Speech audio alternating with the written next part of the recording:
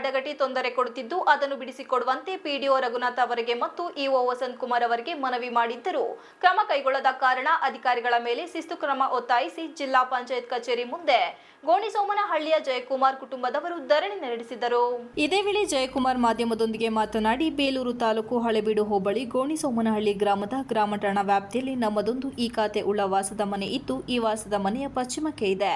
ನಮ್ಮ ಗ್ರಾಮದ ಗವಿಗೌಡ ಬೀನ್ಗುಡ್ಡೇಗೌಡರವರಿಗೆ ಪ್ರತ್ಯೇಕ 3 ಖಾತೆಗಳಿದ್ದು, ಖಾತೆ ಸಂಖ್ಯೆ 40, 41 ಮತ್ತು 42 ಆಗಿದ್ದು, ಈ 41 ಮತ್ತು 42ರ ಖಾತೆ ಮಧ್ಯೆ 12 ಅಡಿ ಖಾಲಿ ಜಾಗ ಇದ್ದು, ಈ ಖಾಲಿ ಜಾಗದಲ್ಲಿರುವ ನಾವು ಅನಾದಿ ಕಾಲದಿಂದಲೂ ತಿರುಗಾಡುತ್ತಾ ಬರುತ್ತಿದ್ದೇವೆ ಎಂದರು. ಗವಿಗೌಡರ ಕುಟುಂಬದವರಾದ ರುದ್ರೇಗೌಡ, ಮೋಗಣ್ಣಗೌಡ, ಕಾಂತರಾಜು, ಭಾಗ್ಯಮ್ಮ ಇವರು ನಾವು ತಿರುಗಾಡದಂತೆ ನಾವು ತಿರುಗಾಡುತ್ತಿದ್ದ ದಾರಿಗೆ ಅಡ್ಡಬೇಲಿ ಕಟ್ಟಿ ಕಲ್ಲು ಸುರಿದು ಅಂಚುಪುಡಿ ಮಾಡಿರುವುದು, ದನಗಳನ್ನು ಅಡ್ಡಗಟ್ಟಿ ತಿರುಗಾಡದಂತೆ ಅಡ್ಡಿಪಡಿಸಿದ್ದು ಅಲ್ಲದೆ ಕುಡಿಯುವ ನೀರಿನ ಸೌಲಭ್ಯವನ್ನು ನೀಡದಂತೆ ಪದೇ ಪದೇ ಅಡ್ಡಿಪಡಿಸಿರುತ್ತಾರೆ ಎಂದು ದೂರಿದರು.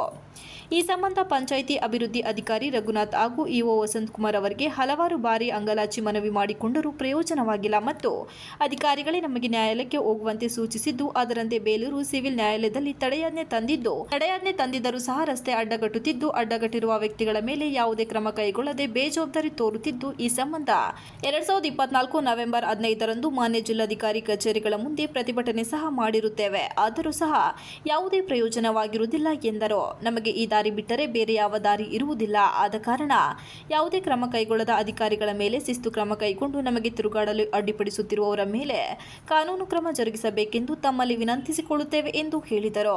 ಕೋರ್ಟಿಗೂ ಸಿದ್ಧ, ಇಲ್ಲವಾದರೆ ದಯಾಮರಣಕ್ಕೆ ಅವಕಾಶ ಕೊಡಿ ಎಂದು ಬೇಸರದಲ್ಲಿ ಹೇಳಿದರು. ಅಲ್ಲಿ ಒಬ್ಬ ಶಾಸಕರು ಸಚಿವರು ಇದ್ದಿದ್ರೆ ಏನ್ ಮಾಡ್ತಾ ಇದ್ರಿ? ಗ್ರಾಮ ಠಾಣಾ ನಮ್ಮ ತಂದೆಯವ್ರು ಕಟ್ಟಿರೋ ಮನೆ, ನಾವು ಕಟ್ಟಿರೋದಲ್ಲ. ಏನ್ ಮಾಡ್ತಾ ಇದ್ರಿ?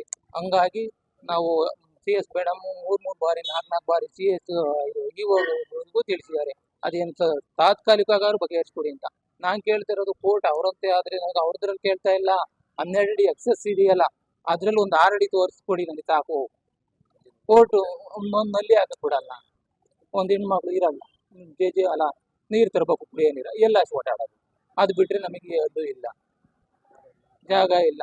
ಹಂಗಾಗಿ ಇದು ನಮಗೆ ಅಟ್ಲೀಸ್ಟ್ ನಿಮ್ ಕೈಲಿ ಆಗಲಿಲ್ಲ ಅಂದ್ರೆ ಅದು ರೈಟಿಂಗ್ ಅಲ್ಲಿ ಕೊಡಿ, ನಾವ್ ಇದು ಬಗೆಹರಿಸೋಣ ಕೋರ್ಟ್ ಅಲ್ಲೇ ಇದು ಮಾಡಿ ಅಂತ ನಾವು ಅದಕ್ಕೂ ಸಿದ್ಧ. ಇಲ್ಲ ಅಂದ್ರೆ ನಮ್ಗೊಂದು ಮರಣಕ್ಕೆ ಅವಕಾಶ ಮಾಡಿಕೊಟ್ಬಿಡಿ. ನಾವು ಇವತ್ತು ಖಂಡಿತವಾಗೂ ಏನಾದ್ರೂ ಒಂದು ತೀರ್ಮಾನ ಆಗೋವರೆಗೂ ಇಲ್ಲಿಂದ ಕದ್ದಲ್ಲ ಸರ್.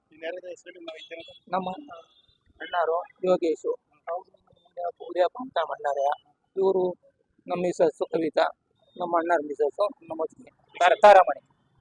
ಧರಣಿಯಲ್ಲಿ ಗ್ರಾಮದ ಹುಲಿಯಪ್ಪ, NR ತಾರಾಮಣಿ, ಯೋಗೇಶ್, ST ಕವಿತಾ, ಜಯಕ್ಕ ಇತರರು ಉಪಸ್ಥಿತರಿದ್ದರು. Srinivas, TV 46 Malenadu news, Hassan.